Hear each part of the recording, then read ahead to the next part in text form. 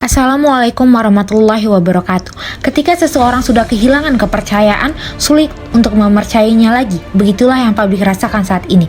Tagar percuma lapor polisi sempat memuncaki perbincangan di dunia maya. Hal ini bermula dari penghentian penyelidikan kasus dugaan bapak memperkosa 3 anaknya. Dalam penegakan hukum, masyarakatlah yang paling merasakan ada tidaknya keadilan di negeri ini. Pada kasus dugaan ayah yang perkosa 3 anaknya, ibu korban sudah mencari keadilan dengan melaporkannya kepada pihak yang berwenang. Namun apa daya, karena tidak ada bukti, kasus ini terancam terhenti. Melansir dari Jawa Post 10/10/2021, pengamat kepolisian dari Institute for Security and Strategic Studies, Bambang Rukminto menilai aparat kepolisian tidak profesional dalam menangani perkara tersebut. Terlebih korban asusila merupakan anak di bawah umur. Seharusnya polisi melibatkan lembaga perlindungan ibu dan anak dalam pengusutan kasus tersebut. Pada akhirnya, media sosial menjadi wadah aspirasi baru untuk merasum keadilan hukum di negeri ini, seperti kasus pelecehan seksual di KPI beberapa waktu lalu. Setelah viral, baru aparat bergerak cepat.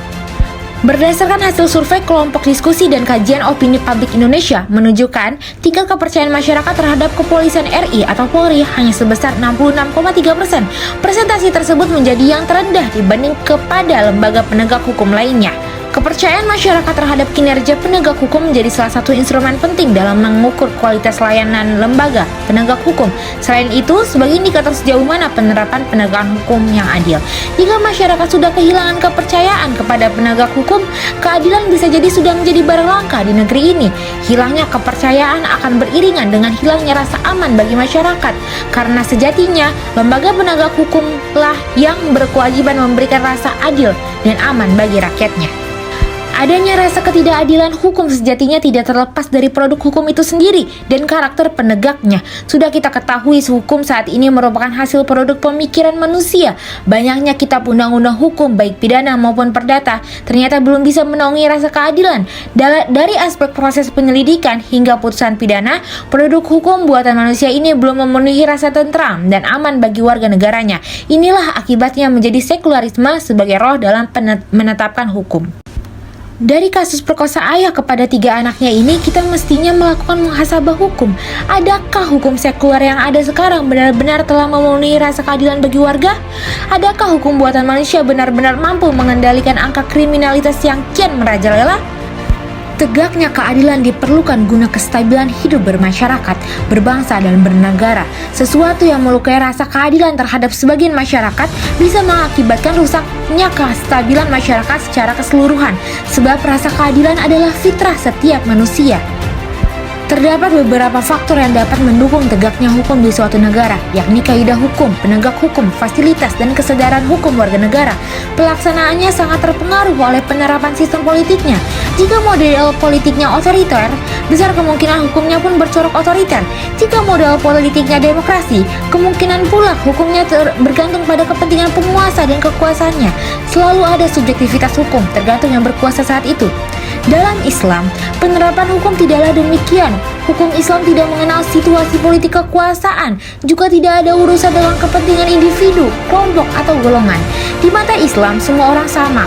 Jika terbukti bersalah, siapapun dia pasti akan diadili menurut ketetapan syariat Islam. Keadilan hukum Islam sudah terbukti dalam penerapannya. Inilah sejumlah keunggulan sistem Islam dibanding hukum sekuler. Pertama, dari aspek kaidah hukum. Hukum Islam bersandar pada aturan Allah Subhanahu wa Ta'ala. Hak otoritas dalam membuat hukum hanyalah Allah Subhanahu wa Ta'ala, sebagaimana firman Allah Ta'ala dalam surat Al-An'am ayat 57, yang artinya menetapkan hukum itu hanyalah hak Allah. Dia menerangkan kebenaran dan Dia memberi keputusan yang terbaik. Sementara hukum sekuler kaidahnya mengikuti pikiran manusia yang berubah-ubah, rentang terjebak kepentingan, dan mudah termanipulasi. Kedua, pada aspek penegak hukumnya, Islam akan membekali setiap warga dengan ketakwaan di segala aspek kehidupan, yakni rasa takut yang besar kepada Allah Subhanahu wa Ta'ala, bahwa setiap amal perbuatan akan dipertanggungjawabkan kelak di akhirat. Penerapan sistem Islam secara kafah akan membentuk masyarakat Islam yang khas. Dengan begitu dapat meminimalisir segala maksiat karena dorongan iman dan takwa setiap individunya. Negara wajib mewujudkan suasana iman ini dengan penegakan supremasi hukum yang tegas bagi setiap pelanggar maksiat. Cukuplah seorang syuraih menjadi role model bagi para penegak hukum di negeri ini. Ia seorang hakim yang adil. Meski penanganan kasusnya berkaitan dengan penguasa saat itu, ia tetap menegakkan hukum sesuai pandangan syariat Islam. Keteladanan ini lahir dari sistem Islam yang terterapan kala itu, yaitu tegaknya daulah khilafah. Sistem sekuler malah berkebalikan. Sistem ini justru meminggirkan peran agama dalam mengatur kehidupan. Alhasil masyarakat didikan sekuler tidak menjadikan Islam sebagai panduan beramal. Sekulerisme telah mengikis keimanan itu hingga kriminalitas meningkat dengan aneka jenis kejahatan dan kebengisan. Ketiga, fasilitas merupakan sarana dalam proses penegakan hukum. Khilafah memfasilitasi layanan pengaduan, pelayanan, dan perlindungan bagi setiap warga yang merasa terancam nyawa, harta, dan haknya. Islam mengenal 3 bentuk peradilan, yaitu qadhi khusumat atau menyelesaikan masalah sengketa baik muamalah atau ukubat, qadhi hisbah menyelesaikan pelanggaran yang membahayakan hak masyarakat, dan qadhi mazalim, yaitu menghilangkan kezaliman negara terhadap orang yang di bawah wilayah kekuasaannya. Meski ada pembagian tugas dan fungsi, semua hukum yang dijalankan satu, yaitu hukum Islam saja. Keadilan dan rasa aman akan dapat terrealisasi hanya dengan penegakan hukum Islam. Dengan begitu, tingkat kepatuhan rakyat kepada hukum akan berjalan secara optimal. Semua orang di negara khilafah memiliki kedudukan yang sama di mata hukum. Wassalamualaikum warahmatullahi wabarakatuh.